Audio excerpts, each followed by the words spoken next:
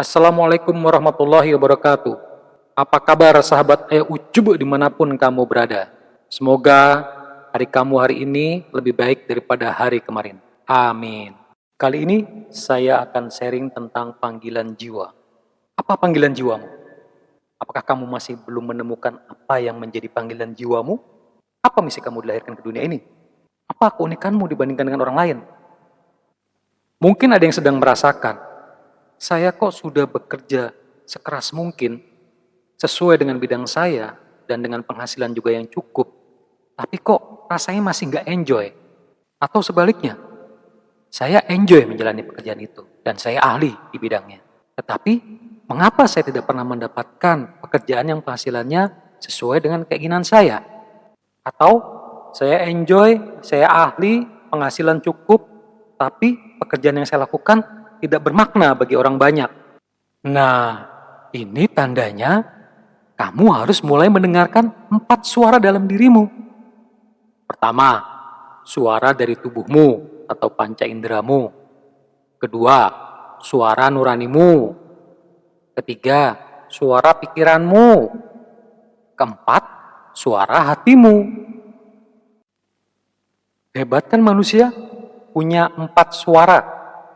Kalau hewan hanya punya 1 suara, yaitu suara tubuh.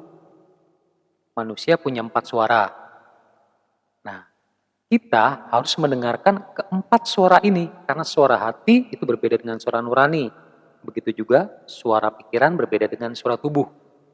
Kita sebagai manusia harus mendengarkan keempat suara ini agar hidup kita seimbang. Inilah yang disebut dengan suara jiwa atau panggilan jiwamu.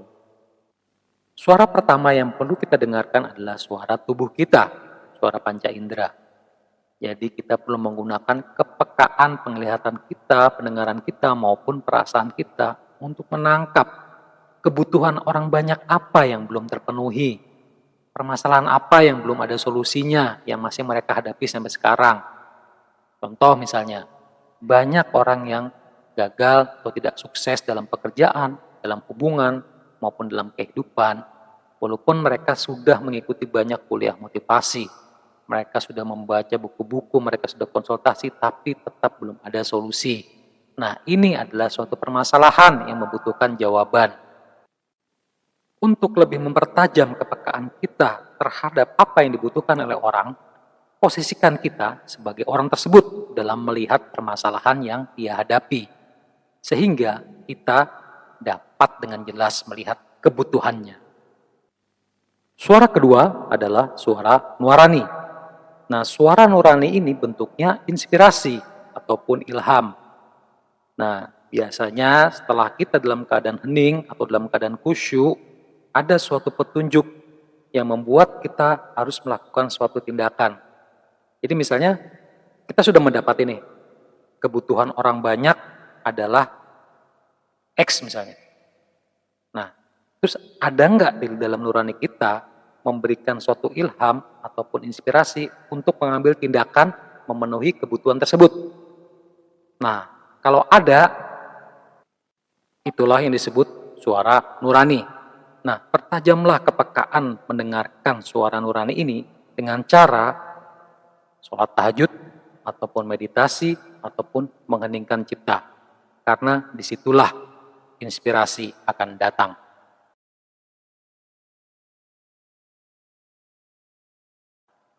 Suara ketiga adalah suara pikiranmu.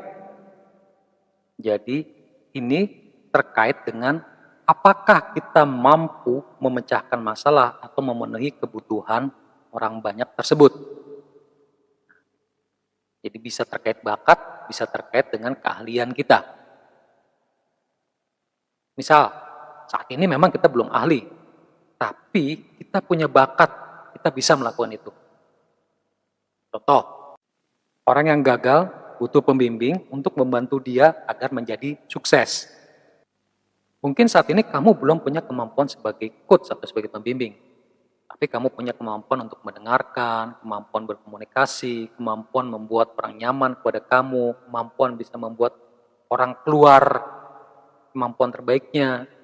Nah, ini tinggal diasah dan memerlukan sedikit polesan lagi untuk membuat kamu memiliki kemampuan sebagai pembimbing atau sebagai coach. Suara keempat adalah suara hati.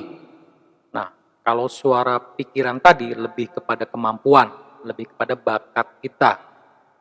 Nah, kalau suara hati ini lebih kepada keinginan kita, gairah kita, passion kita. Mau nggak sih kita memenuhi kebutuhan itu? Kalau dalam contoh kebutuhan orang terhadap pembimbing dan coach tadi, mau nggak sih kita menjadi pembimbing, menjadi coach mereka, sehingga bisa membuat mereka menjadi lebih sukses atau keluar kemampuan terbaik mereka? Ekstrimnya, apakah kita happy melakukan pekerjaan itu walaupun kita nggak dibayar? Apakah setiap kita bangun tidur pagi hari, kita bersemangat, kita bergairah untuk memenuhi kebutuhan orang tersebut? Nah, kalau kita bergairah, kita passion, artinya itulah suara hati kita.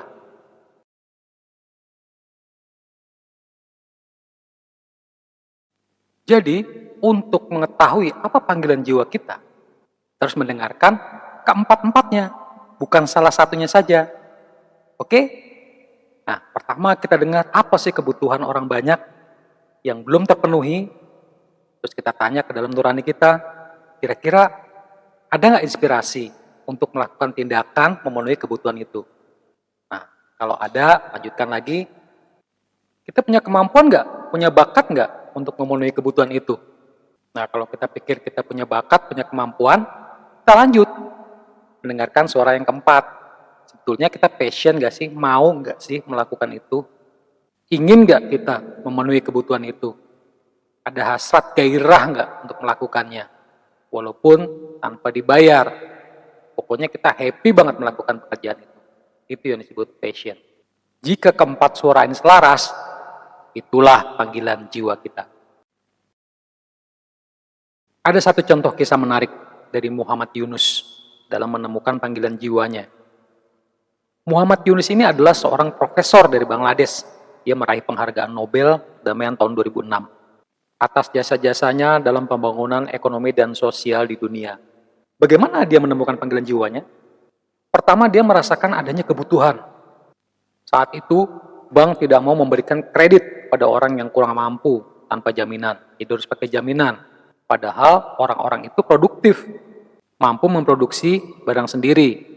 Akhirnya mereka malah menjadi buruh yang upahnya tidak seberapa. Kemudian, nuraninya mengilhaminya untuk bertindak.